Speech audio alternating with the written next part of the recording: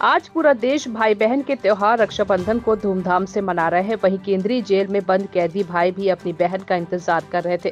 तभी जेल प्रबंध के द्वारा लिफाफे में राखी उन तक पहुंचा दी गई है और जेल में बंद भाइयों ने अपनी कलाई पर बहन की भिजवाई हुई राखी बांध दी है। इसके बाद जेल प्रबंधन द्वारा सभी भाइयों से बहन की मुलाकात करवाई गई।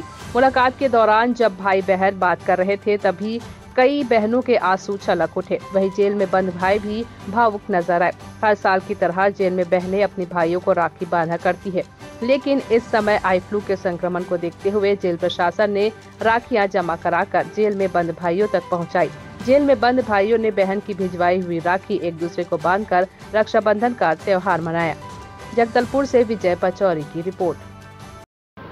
केंद्रीय जेल जगदलपुर में कोरोना वायरस को देखते हुए एवं आई फ्लू के मद्देनज़र रखते हुए जेल प्रबंधन द्वारा बंदियों को राखी व्यवस्था के लिए बाहर जेल के बाहर राखी जमा करने की सुविधा प्रदान की गई थी, जिसमें 93 परिजनों द्वारा राखी जमा की गई और परिजन कालीन की सुविधा के माध्यम से 55 महिला बंदियों द्वारा अपने परिजनों से बात की गई और 161 महिला 161 पुरुष द्वारा अपने परिजनों से बात की गई।